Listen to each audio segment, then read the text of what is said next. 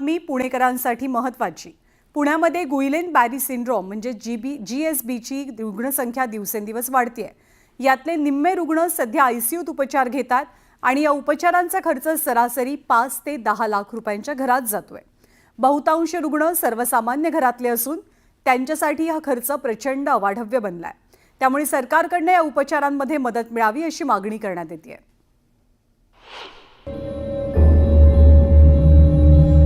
GBS आजारावरील खर्च सोसवेना। 4 लाख कहाँ से क्या हुआ तुमको? उनको ये हाथ पैर सुनना गिरना उल्टे आना जुकाम हुआ है। उपचारांसाठी रोज 35,000चा खर्च। रोजचा खर्च जवळजवळ प्लाझ्माचा 45 रुपये आणि इन्शुरन्सचे 11 रुपये असे रोजचे 35 रुपये खर्च तर डेली आहे। सर्वसामान्यांनी करायचं काय? परिस्थिती बांधकाम मजूर आहे त्याचे आई वडील, त्यांची अशी परिस्थिती की गावातल्या स्थानिक लोकांशी किंवा यांच्याशी कॉन्ट्रीब्यूट करून त्यांनी आतापर्यंत खर्च भागवलाय। राज्य सरकारला कधी जाग येणार? महापालिकेच्या निष्काळजीपणामुळे आम्हाला पाणी दूषित मिळतंय, मग त्याचं बिल आम्ही का भरायचं? पुण्यातील जीबीएस रुग्णांची संख्या 70 पार गेलेली असून निम्म्याहून अधिक रुग्ण हे आयसीयू मध्ये आहेत, तर 14 रुग्ण हे व्हेंटिलेटरवरती आहेत। या आजाराचे उपचार लाखोंच्या घरात गेल्याने नातेवाईक हतबल झाले। एका रुग्णामागे 5 ते 10 लाखांचा खर्च होतोय। एवढी रक्कम आणायची कुठून असा यक्ष प्रश्न रुग्णांच्या नातेवाईकांना पडलाय। भारतीय विद्यापीठ में पेशंट ऍडमिट आहे, त्याचे एस्टिमेट कॉस्ट दिली आता 10 लाख रुपये आणि 10 लाख रुपये एस्टिमेट कॉस्ट आहे। रोजचा खर्च जवळजवळ प्लाझ्माचा 45 रुपये आणि इन्शुरन्सचे 11 रुपये असे रोजचे 35 रुपये खर्च तर डेली आहे। या माणसाला रोजचा खर्च इन्शुरन्स कितना आया था आपको?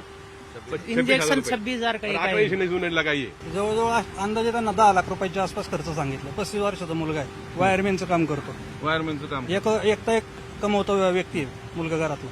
कसं काय त्यांनी किती दिवस झाले? जवळजवळ 15 ते 20 दिवस झाले। 15 ते 20 दिवस झाले आणि साधारण इथून पुढचे 1.5 महिना 2 महिना आराम करायला सांगितलेलं आहे। जीबीएसच्या रुग्णांवरती प्लाझ्मा आणि IVIG या 2 प्रकारचे उपचार होतात।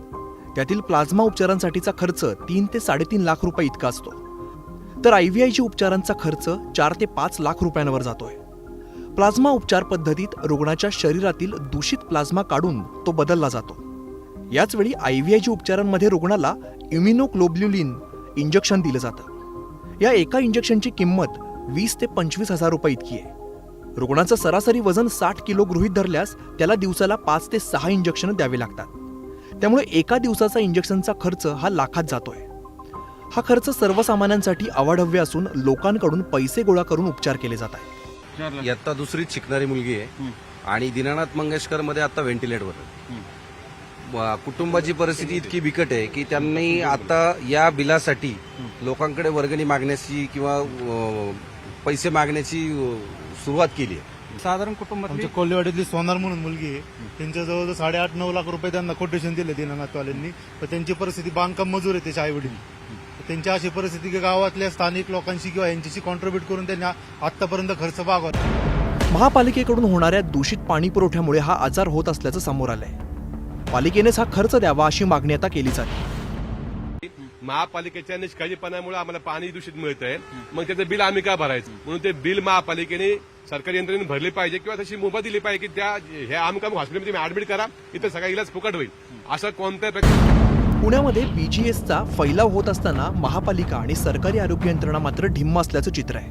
खरं तर अशा वेळी आरोग्य यंत्रणांनी युद्धपातळीवरती उपाययोजना करत रुग्णांना मदत उपलब्ध करून देण्याची आवश्यकता असते, पण तसं होताना दिसत नाहीये।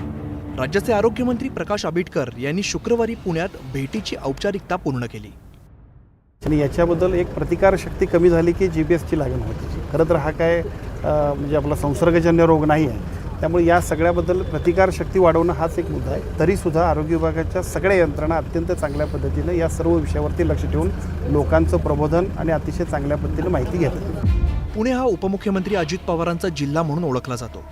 खरं तर पुण्याचं पालकमंत्रीपद मिळावं म्हणून दादांनी आपलं राजकीय वजन खर्ची घातलं होतं, पण आता GBSमुळे नागरिक हैराण झालेत।